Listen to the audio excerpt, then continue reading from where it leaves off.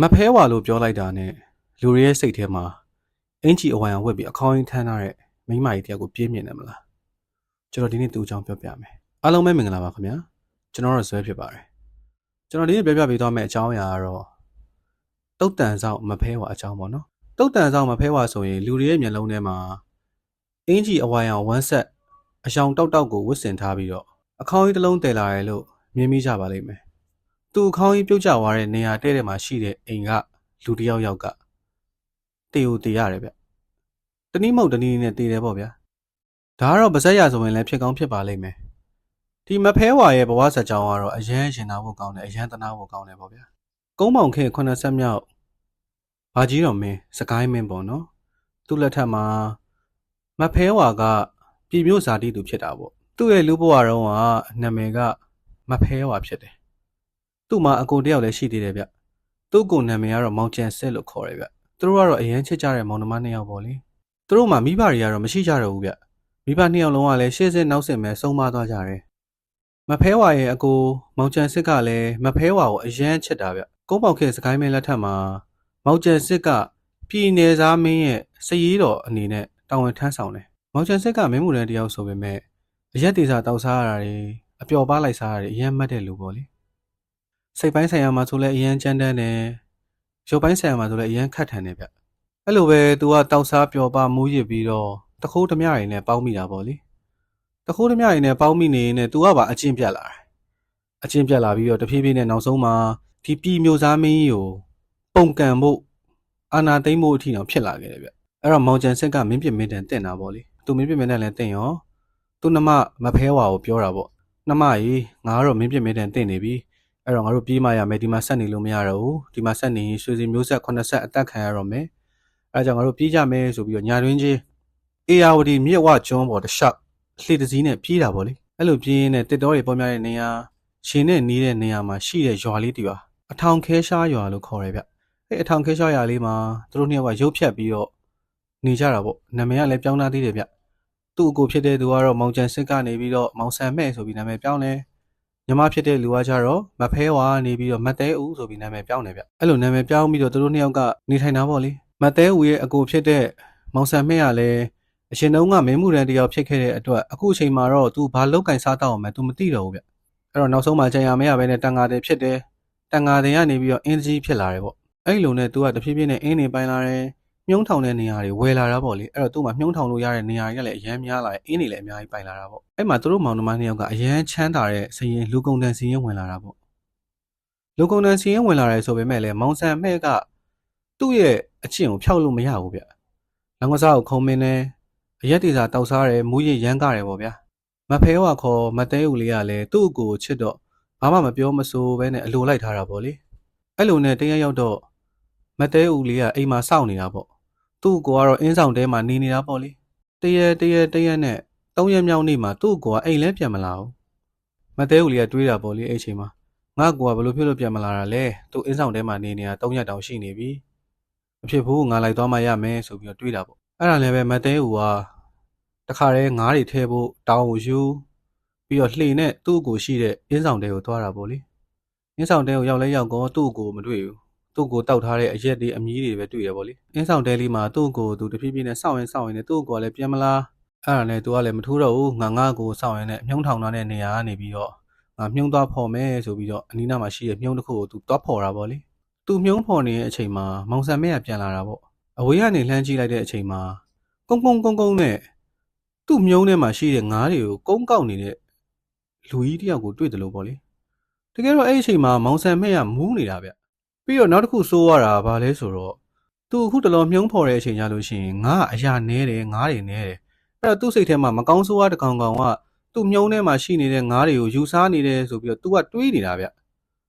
အဲ့ဒါနဲ့အခုပြန်လာတဲ့အချိန်မှာကုန်းနဲ့ဖော်နေတဲ့ဟာကိုတွေ့ရောမကောင်းဆိုးရပဲဆိုပြီးတော့သူ့လက်ထဲမှာကင်ထားတဲ့ကိုင်းခုတ်တဲ့ဓာတ်နဲ့ပြေးပြီးတော့ပိုင်းချလိုက်တာတခါတည်းအဲ့မှာသူ့နှမကလည်းတေးရောအဲ့ဒီချိန်အထိ तू ကသူ့နှမမှမတည်သေးဘူးဗျ तू ကတော့ဂုံယူနေတာပေါ့လေငါအင်းထဲမှာလာစားနေတဲ့ဒီမကောင်းဆိုးဝါးကိုငါပိုင်းချလိုက်ပြီအဲ့တော့နောက်ဆိုရင်တော့ငါငားတွေအများကြီးရတော့မယ်တွေးတာပေါ့လေအဲ့လိုတွေးပြီးတော့သူ့ဟာနဲ့သူအရက်ဆက်တောက်နေတာပေါ့နောက်နေ့မနေ့မိုးလင်းတော့အမူးပြေတဲ့အချိန်သွားလဲကြည့်ရောတည်နေတာမကောင်းဆိုးဝါးမဟုတ်ပ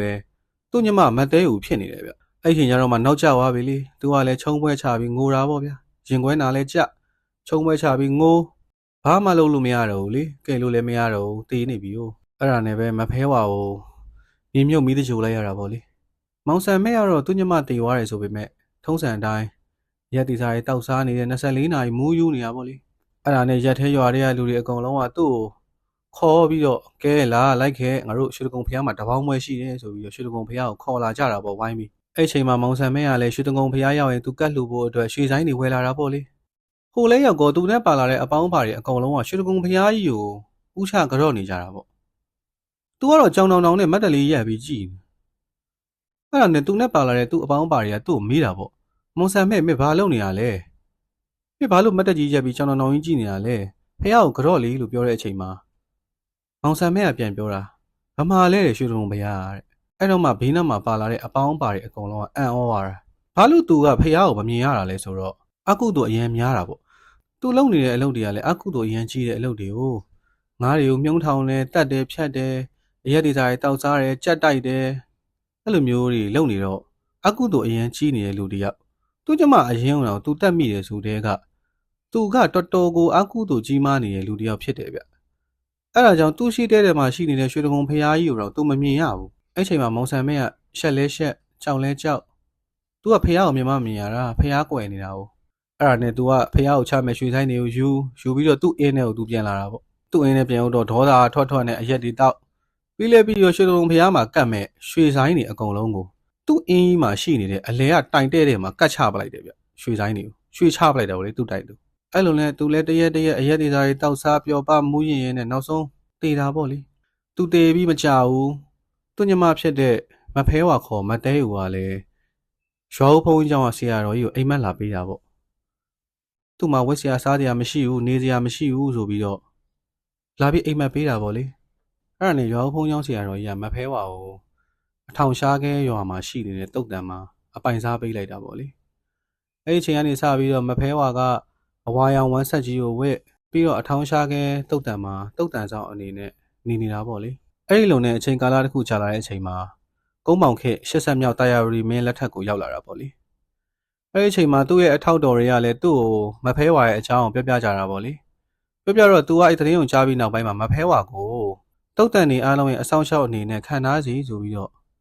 ့ခံထားလိုက်တာဗောလေအဲ့ဒီအချိန်ကနေစပြီးတော့မဖဲဝါကတုတ်တန်နေအားလုံးရဲ့အဆောင်အဝါရောင်ဝက်ဆက်ဝက်ထားတဲ့မိမကြီးတူမဖဲဝါဆိုပြီးတော့စပြီးဖြစ်လာခဲ့တာဗျတချို့တွေရဲ့ပါဇက်ရာဆိုရင်မှာတော့မဖဲဝါက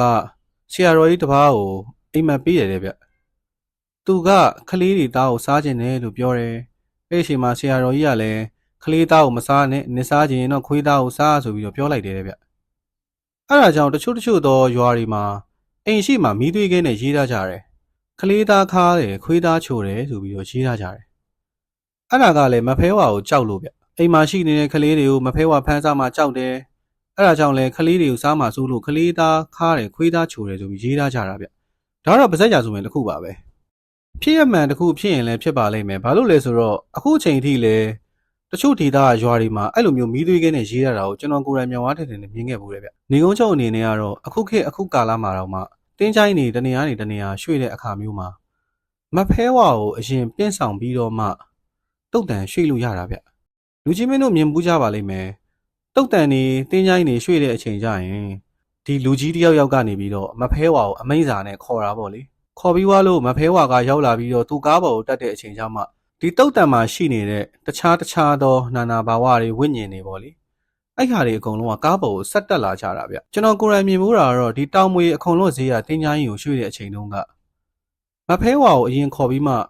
တခြားနာနာဘာဝတွေကိုကားပေါ်ကိုတက်ခိုင်းတာအဲ့အချိန်မှာကားကြီးကတဖြည်းဖြည်းနဲ့ဘိန်းရအိလာတယ်ရှော်ပါးကြီးကတဖြည်းဖြည်းအောက်ကိုနှိမ့်လာတာဗျ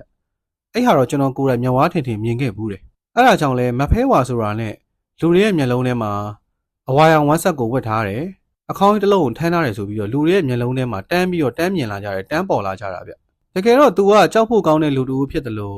့တနာဖို့ကောင်းတဲ့အမျိုးသမီးတူလည်းဖြစ်ပါတယ်ကျွန်တော်အခုပြောရတဲ့ຢာဆိုရင်ကမှန်တာတွေလည်းပါတယ်လို့မပြည့်စုံတာတွေလည်းပါလိမ့်မယ်အကယ်လို့ကျွန်တော်ပြောရတဲ့ထဲမှာမပြည့်စုံတဲ့အကြောင်းအရာတွေပါခဲ့မယ်ဆိုရင်နားလေတက်ကြွတဲ့လူတွေတိတဲ့လူတွေကဝင်ရောက်ပြီးတော့ထောက်ပြသွားလို့ရပါတယ်အမားတွေကိုဖြည့်ဆွတ်ပေးသွားလို့ရပါတယ်ဗျ အားလုံးကိုကျေးဇူးတင်ပါတယ်ကျွန်တော်ကတော့ဇွဲပါဗျ